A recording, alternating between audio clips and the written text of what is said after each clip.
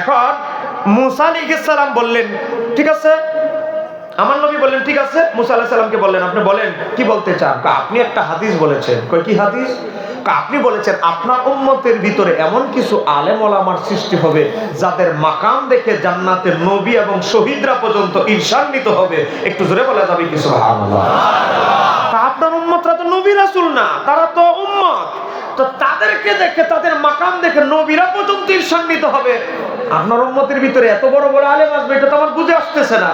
তা আমার নবী বললেন ও মুসা কালিমুল্লাহ, আপনি কি এই ব্যাখ্যাটা আমার জবান থেকে শুনে বুঝতে চান না প্র্যাকটিক্যাল প্রমাণ হাজির করলে বুঝবেন? প্র্যাকটিক্যাল হইলেই তো একটু বালা। আমার নবী আঙ্গুল মোবারক উঁচু করলেন, বলেন আমার নবীর আঙ্গুল মোবারকের পাওয়ার আছে না? যে হুজুর বলে নবীরও 5 আঙ্গুল, নবীরও 2 হাত, আমারও 2 হাত, নবীরও 2 পা, আমারও 2 পা, হ্যাঁ তিনি তো আমার মতোই মানুষ, ধরে বলেন নাউজুবিল্লাহ। ওই হুজুরে বলবেন তুমি আসো, নবীর আঙ্গুল মোবারকের ইশারা তো 4 টুকরা হয়েছে, আর তুমি আইয়া আমার ঘর থেকে খালি তোমার আঙ্গুল দিয়ে ইশারা দাও, মশারি খালি লড়াই দাও। বলেন খুঁজে পাওয়া যাবে? হুজুরে নিজে কয়েল লাগায় দামি 12 টাকা দামি কয়েল, তাই কয়েলও মশা যায় না, তারপরে মশারি টাঙ্গায়, কথা বলে। আর আমার নবী এমন নবী ছিলেন, ইমাম সুয়ুতি আল খাসায়েসুল কুবরায় লিখেছেন নবীর 63 বছরের হায়াতি জিন্দেগিতে গোটা জিসিম মোবারকে কোনোদিন মশা মাছি বসে না। কার সাথে কি তুলনা দাও? তুমি আঙ্গুল ইশারা দিলে মশাটাও তোমার কথা শোনে না, আর আমার নবীর আঙ্গুল মোবারকের ইশারা 4 টুকরা হয়ে যায়। বলে নবীর সাথে কি আমাদের তুলনা কোশ্চিন কালে চলবে?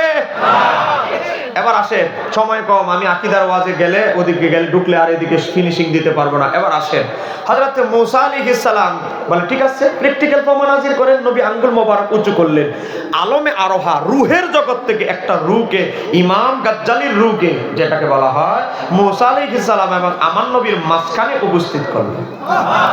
নবীর আঙ্গুলের ইশারায় রূহানি জগৎ থেকে রূহ মুসা আলাইহিস সালাম এবং আমার নবীর সামনে চলে আসে। বলেন নবীর এই আঙ্গুল মোবারকের পাওয়ার আছে না নাই? এবার আমার নবী বললেন হ্যাঁ মুসা কালিমুল্লাহ, তার জ্ঞান পরীক্ষা করেন। আপনি আমার উম্মতের জ্ঞানী ব্যক্তিদের ব্যাপারে সন্দেহ পোষণ করছেন, তাকে প্রশ্ন করেন, ইন্টারভিউ নেন, তার জ্ঞান পরীক্ষা করেন। মুসা আলাইহিস সালাম বলে তারে প্রশ্ন করলে কি সে আমার উত্তর ঠিক মতো দিতে পারবে? আর একটু দেখেন না, ইমাম গাজ্জালির রূহকে মুসা আলাইহিস সালাম জিজ্ঞাসা করে বাবারে তোমার নাম কি? মা ইসমুকা, তোমার নাম কি? আমার নাম আবু হামেদ মোহাম্মদ গাজ্জালি, আমার বাবার নাম হবে এই, আমার দাদার নামে, তার বাবার নামে, তার বাবার নামে, তার বাবার নামে, তার বাবার নামে, বলতে বলতে বলতে 14 পুরুষ পর্যন্ত গিয়েছে। মুসা আলাইহিস সালাম বলে থামা, তোমার জিজ্ঞাসা করলাম তোমার নাম কি, আর তুমি বলতে বলতে আদম পর্যন্ত চলে যেতেছো, 14 পুরুষ পর্যন্ত চলে যাচ্ছ। প্রশ্ন করলাম একটা, উত্তর দিবা 1 লাইনে, আর তুমি 14 লাইন বারা উত্তর দিতেছো, ঘটনা কি? হযরতে ইমাম গাজ্জালির রূহ তখন উত্তর দেয়, আপনি কি সেই মুসা কালিমুল্লাহ যাকে আল্লাহ তাওরাত দিয়েছে? হ্যাঁ হ্যাঁ আমি সেই লোক। আপনি কি সেই মুসা কালিমুল্লাহ যাকে আল্লাহ একটা লাঠি দিয়েছিল মুআজিজাতার? হ্যাঁ আমাকে সে লাঠি দেওয়া হয়েছিল। আচ্ছা আপনি কি ভুলে গেছেন?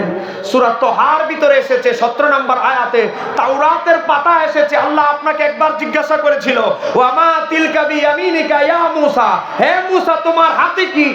আল্লাহ প্রশ্ন করছে 1 লাইনের সহজ উত্তর, হে মুসা তোমার হাতে কি? আপনি বলবেন আল্লাহ হাতে লাঠি, আপনি কি 1 লাইন উত্তর দিয়েছেন? দেন নাই। সূরা তাহা 18 নম্বর আয়াতে আছে, আপনি বলছেন আল্লাহ এটা লাঠি, এটা দিয়ে দুম্বা লতা পাতা পারি, এটা দিয়ে দুম্বা নাড়াই, এটা দিয়ে মাঝে মাঝে সাপ হয়ে কোথায় যেন হারায় যায়, এটা দিয়ে সাপ হয়ে ফেরাউনদের জাদু করতে জাদু করে জাদু খেয়ে ফেলে, আল্লাহ এটা দিয়ে নীল নদে বাড়ি দেওয়ার কারণে সমুদ্রের মাঝখানে রোড হয়ে গেছে। আল্লাহ তো লাঠির ফজিলত জিজ্ঞাসা করে নাই, আল্লাহ জিজ্ঞাসা করছে মুসা তোমার হাতে কি? আপনি বলবেন আল্লাহ হাতে লাঠি, আর আপনি হাতে লাঠি না বলে 14 লাইন বারা লাঠির গুণাগুণ শুরু করে দিয়েছেন। আল্লাহর মতো মহান ব্যক্তি যদি 1 লাইনের একটা প্রশ্ন করে, আপনি যদি 14 লাইন বারা উত্তর দিতে পারেন, তা আমি তো আপনার থেকেই শিখলাম। একটু জোরে বলেন না সুবহানাল্লাহ। তো আপনি আমার একটা প্রশ্ন করছেন, আমি 14 লাইন বারে উত্তর দিলে আমি কি অপরাধ করলাম? আমি তো আপনার ফর্মুলাই ফলো করলাম। এখন আমি যদি অপরাধী হই, এখন আপনি কি হবেন কোন? তো একটু জোরে বলেন না সুবহানাল্লাহ। মুসা আলাইহিস সালাম আমার নবীকে বলে আপনার এই উম্মত পৃথিবীতে কত বছর পরে তার আবির্ভাব হবে? আমার ওফাতের, আমার নবী বলে 350 বছর পর, আরো বেশি পর তার পৃথিবীতে আবির্ভাব হবে। সেই ব্যক্তি হচ্ছে ইমাম গাজ্জালি। কোটি কোটি উম্মতে মুহাম্মাদি থেকে আমার নবী ইমাম গাজ্জালির রূহকে উপস্থিত করার কারণে তার নামের আগে মুসলিম উম্মাহ টাইটেল দেয় হুজ্জাতুল ইসলাম। আরেকটু জোরে বলে। সারা জীবন তো এই একজন ব্যক্তির নাম শুনলেন, ইমাম গাজ্জালী, তার এই বক্তব্যটা আমি বলাই কি আপনারা বিরক্ত হয়েছেন নাকি? এবার আসেন, সময় কম, চতুর্দিকে কোরআন হাদিসের অপব্যাখ্যা চলছে। কিছুদিন ধরে একটা অপব্যাখ্যা চলছে কি সব মাজার ভেঙে ফেলতে হবে, এই গ্রুপ আছে না নাই? আরেকটু জোরে বলে। একটা হাদিসের ব্যাখ্যা দিয়ে আমার আলোচনা শেষ করছি। আজকে একদল লোক উঠে পড়ে লেগেছে কিভাবে নবীকে রাখাল প্রমাণ করা যায়। আছে না নাই? জোরে বলেন, আছে না নাই? হুজুরের নাম দিছে আমরা কাউবয়। বলেন কি বয়? আরেকটু জোরে বলেন। কাউবয়ের শাব্দিক অর্থে বোঝা যায় গরুর রাখাল। নবী যখন পৃথিবীতে আগমন করে মক্কায়, তখন গরুর কোনো অস্তিত্ব ছিল না। পারলে ইতিহাসের কিতাব থেকে দেখাও, নাম্বার 1। তাহলে এটা মিথ্যা নবীর শানে। নাম্বার 2, কাউবয় বলতে উইকিপিডিয়াতে ঢুকে দেখবেন, আপনার মোবাইল দিয়ে আমি বের করে দিই, উইকিপিডিয়াতে লেখা হয়েছে কাউবয় মানে যারা ঘোড়া লালন পালন করে। তা আমার নবী জীবনে কোনোদিন ঘোড়া লালন পালন করা রাখালো নবী ছিলেন না, এটাও নবীর শানে মিথ্যা। 3 নাম্বার, আপনি যদি নবীর প্রমাণ করতে চান কাউবয় মানে ছাগল দুম্বার রাখাল, এটাও আমার নবীর শানে মিথ্যা। কারণ মনে রাখতে হবে, আমার নবী পেশাগতভাবে রাখালিয়ার পেশায় আমার নবী ছিলেন না। এখন বলতে পারেন হুজুর, একদিন যে আমার নবী দুম্বা মেষ নিয়ে মাঠে গিয়েছেন, এই হাদিসের কি ব্যাখ্যা বলবেন? এই হাদিসের ব্যাখ্যা আছে। আজকে সমাজে করা হচ্ছে অপব্যাখ্যা। আমি কি সঠিক ব্যাখ্যা বলবো? জোরে বলেন, বলবো। তো ওই হুজুর বলছে রেফারেন্স ছাড়া, আমি বলবো রেফারেন্স সহকারে। এটাই ডিফারেন্স। অপব্যাখ্যাকারী মোল্লাও নিজের বড় আলেম দাবি করে, কিন্তু তার ব্যাখ্যায় রেফারেন্স আছে কিনা একটু দেখবেন। আর আমি যে ব্যাখ্যা দিয়ে যাচ্ছি আমার পিছনে তথ্য আছে কিনা এটাও দেখবেন। কথা বলেন ঠিক কিনা? এবার আসেন সহিহ বুখারী শরীফের ব্যাখ্যাকার ফাথুল বারী লিখেছেন ইমাম ইবনে হাজার আসকালানী। এখানে আলেম ওলামারা আছে। বুখারী শরীফের যত ব্যাখ্যা গ্রন্থ আছে, সবচেয়ে প্রাচীন ব্যাখ্যা গ্রন্থ এবং সবচেয়ে নির্ভরযোগ্য ব্যাখ্যা গ্রন্থের নাম ফাথুল বারী। 852 হিজরিতে ইন্তেকাল। ইমাম ইবনে হাজার আসকালানী লিখেছেন 28 খণ্ডে এই বুখারী শরীফের ব্যাখ্যা। বসেন, শেষ করে দিচ্ছি। দেখেন, এই বুখারী শরীফের ব্যাখ্যা গ্রন্থের 3 নম্বর খণ্ড 371 পৃষ্ঠা হাদিস নাম্বার 2271 এর ব্যাখ্যা ইবনে হাজার আসকালানী বলে, আমার নবী ছাড়াও সমস্ত নবীদেরকে দিয়া আল্লাহ, বলেন কে? আল্লাহ। আগে ওয়াজ বুঝতে হবে, এটা আকীদার ব্যাপার, খুব সূক্ষ্ম ব্যাপার। আমার সাথে বলেন কে? আল্লাহ। আরো যারা বলেন কে? আল্লাহ। আদম থেকে আমার নবী পর্যন্ত সমস্ত নবীদেরকে দিয়ে আল্লাহ, আমার আল্লাহ একদিনের জন্য হলেও মেষ চড়িয়েছে, তবে এটা নবুয়ত প্রকাশের আগে। বলেন নবুয়ত প্রকাশে। তারা যে নবী, তাদের উপরে যে নবুয়তের দাওয়াত দিতে হবে, এই দায়িত্ব বুঝে দেওয়ার আগে আমার আল্লাহ, তাদের কাছে ওহী পাঠানোর আগে আল্লাহ প্রত্যেক নবীদেরকে দিয়ে একদিনের জন্য হলো মেষ চড়িয়েছেন। এটা আমার আল্লাহ কখন? তাদের নবুয়তি দাওয়াত দেওয়ার আগে। কেন? ইমাম ইবনে হাজার আসকালানী বলে, 1 নাম্বার কারণ হচ্ছে আল্লাহ তাদের থেকে ধৈর্যের পরীক্ষা নেওয়ার জন্য, তাদের সহনশীল হওয়ার জন্য।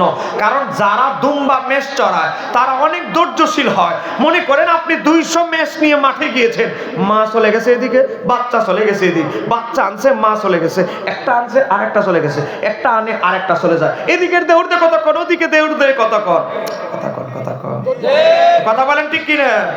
অনেক বিশাল ধৈর্য ছাড়া মাঠে মেষ চড়ানো কারো পক্ষে সম্ভব না।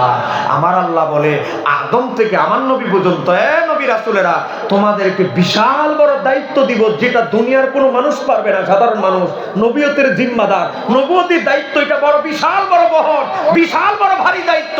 তোমরা ধৈর্য হারা হয়ে যাবে। আবু জাহেলের মতো লোক ঢিল পাটকেল মারবে, কওমে লুতের মতো লোকেরা অকথ্য ভাষা গালাগালি করবে। ইউনূস আলাইহিস সালাম নিজের কওম ছেড়ে জাহাজে উঠে গিয়েছেন বিরক্তের জ্বালায়। কেন? আবার নিজের ভুল বুঝতে পেরে আবার চলে এসেছেন। মাছের পেট থেকে আমার আল্লাহ বের করেছে। নবুয়তের দায়িত্ব কঠিন জিনিস, কেন কওম ছেড়ে দিয়েছো? বাবা, নবুয়তের দায়িত্ব এত সহজ ব্যাপার নয়। নবীদেরকে আল্লাহ ধৈর্যের পরীক্ষা নেওয়ার জন্য, তারা যেন অসীম ধৈর্য অর্জন করতে পারে, তারা যেন সহনশীলতা অর্জন করতে পারে, এজন্য আমার আল্লাহ নবুয়তের দায়িত্ব বুঝায় দেওয়ার আগে তাদেরকে দিয়ে মেষ চড়াইছে। এটা ছিল আমার আল্লাহর নির্দেশ। উদ্দেশ্য হলো মেষ চড়ায়া ব্যবসা বাণিজ্য করা নয়, মেষ চড়িয়ে রাখাল হওয়া নয়। উদ্দেশ্য হলো ধৈর্য অর্জন করা। বলেন কি অর্জন করা? যারা বলেন কি অর্জন করা? তারা কেউ পেশাগত রাখাল ছিল না, রাখাল নয়, তাদের পেশা নবী। কিন্তু এই কেন দুম্বা চড়িয়েছে? তারা যখন নবুয়তের দাওয়াত দিতে যাবে, নমরুদের মতো লোক আগুনে ফেলে দিবে। আমার নবী যখন কাবা ঘরের সামনে নামাজ পড়তেন, আবু জাহেল উটের ভুঁড়ি ভুঁড়ি পচা ভুঁড়ি এগুলোকে ধরে হাতে কাপড় বেঁধে পচা ভুঁড়ি ধরে নবীর ঘাড়ে দিয়ে দিত। তারপর আমার নবী বিরক্ত হয় নাই। আমার নবীকে তায়েফে পাথর মারতে মারতে রক্তাক্ত করে ফেলেছে, তাও আমার নবী বিরক্ত হয় নাই, কারণ আমার নবী এই সমস্ত ধৈর্যের ট্রেনিং আগে আমার আল্লাহ নবীকে নিয়ে নিয়েছে। একটু জোরে বলেন না সুবহানাল্লাহ। উদ্দেশ্য হলো এটা। কিন্তু আমাদের হুজুররা ডাইরেক্ট নবীকে কাউবয় রাখাল প্রমাণের জন্য আদা জল খেয়ে ফেলে গেছেন। এই উদ্দেশ্যটা কি ভালো? বলেন ভালো? আমার কথা কি আপনারা বুঝতে পারছেন? ওয়াজ বুঝে যাবেন, মুখস্থ করলে প্যান্ডেলের বাইরে গেলে চলে যাবে। এই ওয়াজগুলো হাটে বাজারে ওই পুঁথি বই থেকে পাবেন না। এগুলো আমরা রিচার্জ করে কথাগুলো বলছি মানুষের হেদায়েতের জন্য, কারণ ফিতনার যুগ চতুর্দিকে। মনে রাখবেন, নবীর যত জীবনীর কিতাব আছে, এই যে দেখেন আল খাসায়েসুল কুবরা, এই দেখেন আল মাওয়াহিবুল্লাহ দুনিয়া, কোন একটা নবীর জীবনীর কিতাবে লেখা হয় নাই যে নবীর একটা সিফত, নবীর একটা গুণ তিনি রাখাল ছিলেন। এটা নবীর কোন জীবনীর কিতাবে নাই। কিন্তু এই হুজুর নবীকে আদাজল খেয়ে, এই হুজুর না আরো কিছু আলেমরা এই কথা বলছে, নবীকে রাখাল প্রমাণের অপচেষ্টা চলছে। আমি বলবো ভাই, আপনার উদ্দেশ্য খারাপ। কথা বলেন কথা বলেন, ঠিক কিনা? রাগ করতেছেন আমার কথা? এখন আসেন, আজকে আমাদের বাজারে একটা তাফসির পাওয়া যায়, গুগলে লিখবেন, গুগলে তাফিমুল কোরআন দ্বিতীয় খণ্ড PDF লেখার পর আমি শহীদুল্লাহ বাহাদুর যদি মিথ্যা কথা বলে আলেম ওলামাদের সামনে রেখে বলছি, জিহ্বাটা কেটে ফেলবো। তাফসিরের নাম তাফিমুল কোরআন, লিখেছেন মাওলানা আবুল আলা মওদুদী। তিনি সূরা বাকারা আয়াত নাম্বার 104 ব্যাখ্যায় লিখেছে, নবীকে রাইনার দুইটা অর্থ, একটা ভালো একটা মন্দ। ইহুদিরা কি ভালো অর্থ নিবে না মন্দ নিবে? ইহুদিরা কি আমার নবীর ভালো চায় না খারাপ? তো ইহুদিরা আমার নবীকে কটাক্ষ করার জন্য, শব্দের মাধ্যমে নবীকে খোঁচা দিত, কষ্ট দেওয়ার জন্য। ইহুদিরা রাইনা বলতো, আরে কেউ লোক যদি বলে আমরা ওনার কাছে যাবো, ওনার বাড়িটা কোথায়, নবীর ঠিকানা জানতে চাইলে ইহুদিরা বলতো, ও আমাদের রাইনার কাছে যাবে। রাইনা মানে আমাদের রাখাল। রাইনার দুইটা অর্থ, একটা অর্থ ভালো, একটা মন্দ। ভালোটা কি? ভালো রাইনা অর্থ হচ্ছে আমাদের দিকে লক্ষ্য করুন। সাহাবীরা বলতো, রাইনা ইয়া রাসূলুল্লাহ, আমাদের দিকে একটু নেক দৃষ্টি দিন, আমাদের দিকে লক্ষ্য করুন। আর খারাপ অর্থ কি? আমাদের রাখাল। ভালো অর্থ আমাদের দিকে লক্ষ্য করুন, খারাপ অর্থ আমাদের রাখাল। ইহুদিরা ভালোটা গ্রহণ করতো না, নবীর শানে ব্যবহার করতো না, খারাপ অর্থটা নবীর শানে ব্যবহার করে নবীকে খোঁচা দিত, কষ্ট দিত। এজন্য আমার আল্লাহ বলে, আমার হাবিবকে রাইনা শব্দ আমার নবীর শানে আর ব্যবহারেরই অনুমতি নাই। বিশ্ববাসীর জন্য আমি আল্লাহ হারাম করে দিয়েছি। সূরা বাকারার 104 নম্বর আয়াত নাযিল করে চিৎকার দিয়ে বলা যাবে কি সুবহানাল্লাহ। মওদুদী সাহেব আজকে যেই বক্তারাই কথা বলছে, মওদুদী সাহেব তার তাফিমুল কোরআনে সূরা বাকারার 104 নম্বর আয়াতের শানে নজুলে স্বয়ং মওদুদী সাহেব লিখেছে, রাইনা বলে নবীকে রাখাল বলে কটাক্ষ করত, টিটকারি করত, নবীকে প্রতিপন্ন করার জন্য বলতো একমাত্র ইহুদিরা। বলেন একমাত্র? আরেকটু জোরে বলেন একমাত্র ইহুদিরা। আমি বলবো আমার ভাইদেরকে, আমার বয়স কম, আপনি আমার বুঝায়া নেন, আপনার দলে আমি চলে যাব। 20-22 লাখ টাকার কিতাব আমার বাসায় আছে, এখন যেগুলো নাই এগুলো PDF ডাউনলোড করে আমরা এখনো পড়ার মধ্যে আছি। আপনি শুধু আল্লাহর ওয়াস্তে আপনার বড় হুজুর মওদুদী সাহেবের তাফসীরটা একটু পড়েন, আর কোনো কিতাব আপনার পড়া লাগবে না। দেখেন নবীকে রাখাল বলে কষ্ট দিত একমাত্র ইহুদিরা। বলেন একমাত্র ইহুদিরা। আরেকটু জোরে বলেন একমাত্র ইহুদিরা। তাহলে ইহুদিরা যে শব্দ ব্যবহার করে নবীরে কষ্ট দিত, এটাকে আমরা ব্যবহার করা, আমরা নবীর আশিক হিসাবে আমাদের সাথে যায় না। বলেন আমাদের সাথে যায় না। রাগ করতেছে? সময় কত? 1টা বেজে গেছে, আরেকটা হাদিস রয়ে গেল। কয় কি হাদিস? আরেকটা হাদিসের অপব্যাখ্যা হয়। একটা হাদিসের ব্যাখ্যা শোনাইলাম এতক্ষণ, এই ব্যাখ্যাগুলো না জানলে তো ভাই পথভ্রষ্ট হবেন। কাহিনীর ওয়াজ তো বহু আপনাদের এলাকায় হয়, সুর দিয়া বহু সোনামন্দুর কাহিনী হয়, কিন্তু এই আকীদার কথাগুলো না জানলে কিন্তু ঈমান হেফাজত করা যাবে না। এবার আসেন 2 নাম্বার একটা হাদিসের অপব্যাখ্যা হয়। অপব্যাখ্যা কি? একদিন আমার নবী হযরত আলীকে বলেন, আলী মদিনার যত উঁচু কবর আছে সব ভেঙে সমান করে দাও। আর আমাদের ভাইয়েরা দলিল পেয়ে গেছে, দেখো সব মাজার ভেঙে ফেলার হুকুম নবী দিয়েছে, অতএব সব মাজার ভেঙে সমান করে দিতে হবে। হবে, এরকম একটা হাদিস আমাদের কিছু ভাইরা বলে কি বলে না? একটু জোরে বলেন, বলে কি বলে না? সময়টা তো একেবারে নাই, হাদিসটার ব্যাখ্যাটা আসলে খুব বলা দরকার। না আসলে আপনারা অনেক রাত হয়ে গেছে, একটা মানে অনেক রাত।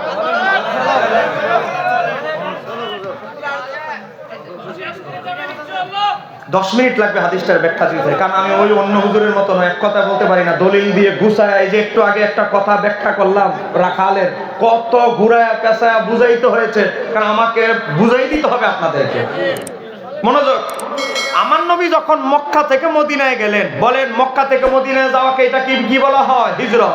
বলেন এটা কি বলা হয়?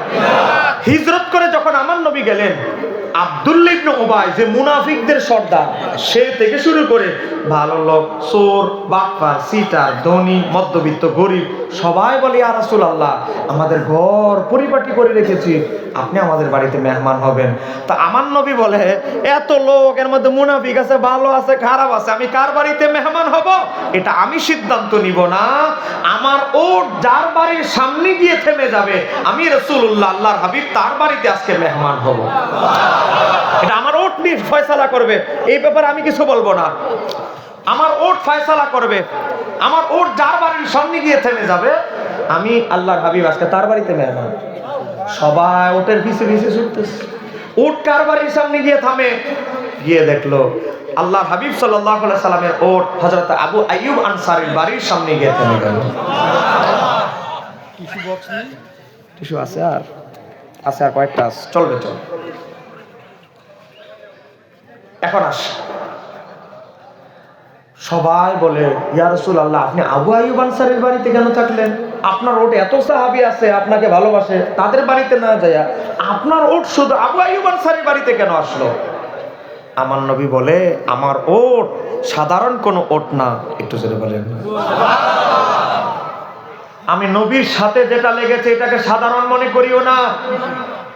আমার নবী যখন দুধের শিশু, বলেন দুধের শিশু, হালিমাতুস সাদিয়া আমার নবীকে নেওয়ার জন্য এসেছে। হালিমাতুস সাদিয়ার উটটা ছিল সবচেয়ে বেশি অসুস্থ, কিছুক্ষণ মারধর করতো, কিছুক্ষণ চলতো, আবার বসে যেত, আবার কিছুক্ষণ ফিরাইলে মারধর করলে কিছুক্ষণ আয়ে মনে করে 1-1.5 ঘন্টা সার্ভিস দিত, আবার পরে যেত। হযরতে হালিমাতুস সাদিয়া বলে, আমি যখন শিশু নবীকে আমার কোলে নিলাম, আমার উটের ভিতরে এমন জজবা আসলো, আমার 5 ঘন্টা আগে আমাকে যারা ফেলে চলে গেছে তাদেরকে পিছনে ফেলে সবার আগে বনি সাদ গোত্রে আমাকে উট নিয়ে চলে এসেছে। আমি আসার পর মানুষ আমাকে বলতেছে, হে হালিমা, এটা কি তোমার আগের উট? আরে এটাই তো আমার আগের উট। না না, এটা সম্ভব না। যে অসুস্থ রোগা এত অসুস্থ ওট, যেটারে ফিটাইয়া চালাইতা, আমাদের 5 ঘন্টা পরে তুমি মক্কায় গেছো, আবার আমাদের 5 ঘন্টা আগে চলে গেছো, কি অদ্ভুত ব্যাপার। এই এমন এক বরকতপূর্ণ শিশু আমি এনেছি, এই শিশু আসার পর থেকে শুধু বরকতই লেগে আছে আমার সংসারে। শুধু শিশুকালে আমার নবী অসুস্থ উটের উপর আরোহণ করেছে, ওই উট আর অসুস্থ নাই, ওই উটের ভিতরে রুহানি ক্ষমতা দিয়েছেন কে? তা আমার নবী বলে, আমার ওটটাকে তোমরা সাধারণ মনে করেছো, আমার ওট বুঝে শুনেই যার বাড়িতে থামা দরকার তার বাড়িতে থেমেছে। এখন ঘটনা জানতে চাও কেন আবু আইয়ুব আনসারীর বাড়িতে আমি মেহমান হলাম? একটু পরেই ঘটনা আবিষ্কার হবে, একটু সবুর করো। বলে আমার নবী জানে কি জানে না? আবু আইয়ুব আনসারী নবীরে মেহমানদারি করা বিশ্রামে পাঠিয়েছে। বিশ্রাম শেষ, গোসল টোসল করে নবী যখন একটু ফ্রেশ, আবু আইয়ুব আনসারী একটা চিঠি আনলেন। বলেন কি? ঘুমায় গেছে? বলেন কি আনলেন? আমার ওয়াজের সময় শেষ, আমি শেষ করে দিচ্ছি এই হাদিসটার ব্যাখ্যা বলে। একটা চিঠি বের করলেন, প্রাচীন কাগজের লেখা একটা চিঠি। চিঠিটা আনে দেখলেন একজন বাদশার সিলমোহর। হযরতে আবু আইয়ুব আনসারী বলে, ইয়া রাসূলুল্লাহ, এই চিঠিটা আমার দাদার বাবা। আপনাদের মতলবে দাদার বাবারে কি বলেন? বড় আব্বা। নবীর সাহাবী আবু আইয়ুব আনসারী বলে, ইয়া রাসূলুল্লাহ, এই চিঠিটা হলো আমার বড় আব্বার, যিনি ছিলেন রোমান সম্রাট, একজন বাদশা। সে মদিনা শরীফ দিয়ে ইয়াসরিব দিয়ে ভ্রমণ করতেছিল, করে যাচ্ছিল। এই মুহূর্তে তার সাথে ছিল একজন ইহুদি পণ্ডিত। সে আমার দাদার বাবাকে বলল, আপনি কি জানেন এটা কোন শহর? কোন শহর? এটার নাম ইয়াসরিব। এই শহরে আখির নবী তার জন্মস্থান মক্কা থেকে হিজরত করে এই শহরে আসবেন, এই শহরে তার রওজা শরীফ হবে, এই শহরে তিনি আজীবন অবস্থান করবেন। আবু আইয়ুব আনসারীর দাদার বাবা রোমান সম্রাট, সে বলে আমি তো ইনজিলে ওনার প্রশংসা পেয়েছি, তাওরাতে ওনার অনেক সম্মান শুনেছি, আমার সাথে কি ওনার দেখা হবে? আমরা ওনার জামানা পাওয়ার সম্ভাবনা খুব কম। কথা হলে আমাদের ছেলের জামানা হবে? তাও বলতে পারছি না। আমার মন চায় একটা বার যদি আমার হৃদয়ের কথাগুলো ওনাকে বলতে পারতাম। আমার মনটা বড় বেকুল।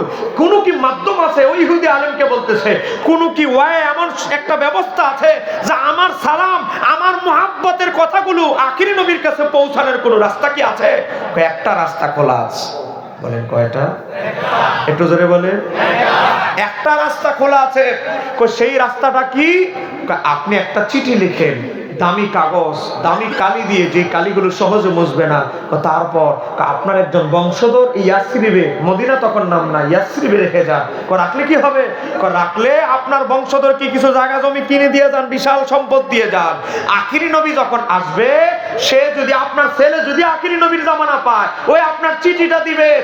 আপনার ছেলে যদি না পায়, নাতি তো হবে, নাতি দিবে, নাতি না পাইলে পতি হলেও দিবে।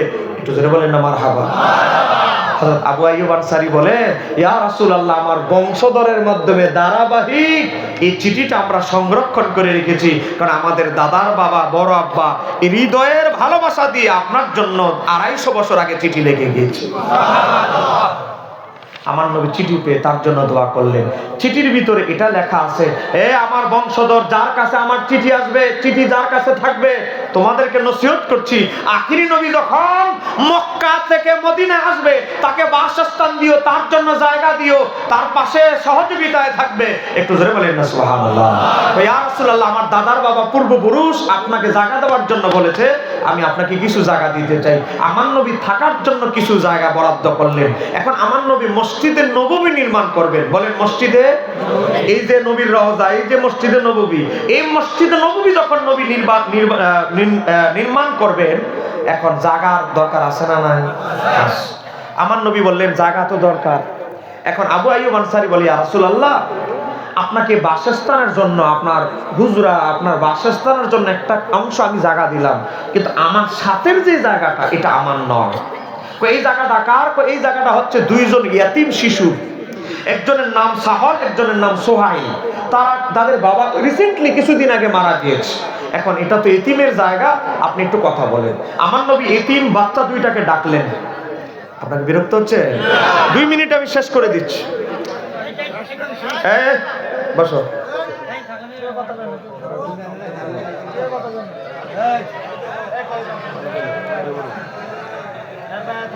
গভীর মনোযোগ, এদিকে ভাই।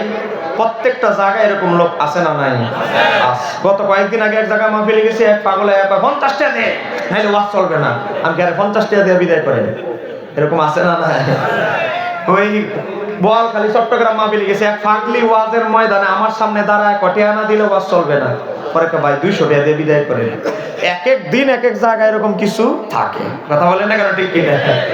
হ্যাঁ, আমার পক্ষ থেকে 1 কাপ রং চা দেস না। রং চা খাইবেন? রং চা দাও। এই যে রং চা দেন। তুমি বসো বসো, তোমাকে চা দেওয়া হবে। বসাই দেন তো। গভীর মনোযোগ, 1:08 বাজে।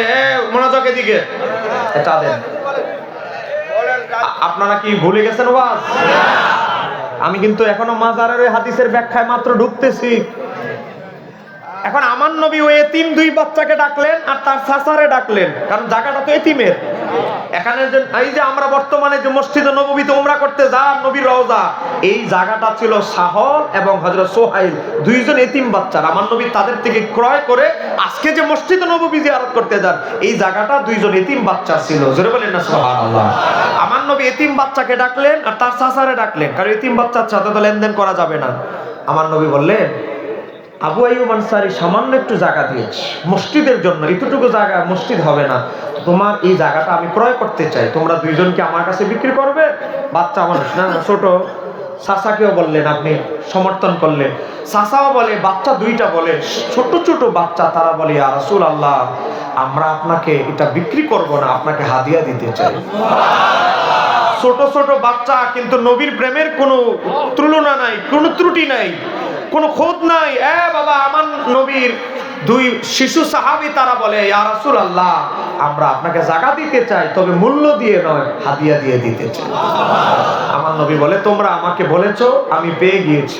আমি যদি তোমাদের দুই এতিম বাচ্চার জায়গা নেই, ইহুদিরা মুনাফিকরা আমার নামে কুৎসা রটাবে যে যে ইসলাম ধর্মের নবী তিনি এতিমের জায়গা দখল করে মসজিদ নির্মাণ করেছে, এটা আমার জন্য মানানসই হবে না, অতএব আমি এটা ক্রয় করতে চাই।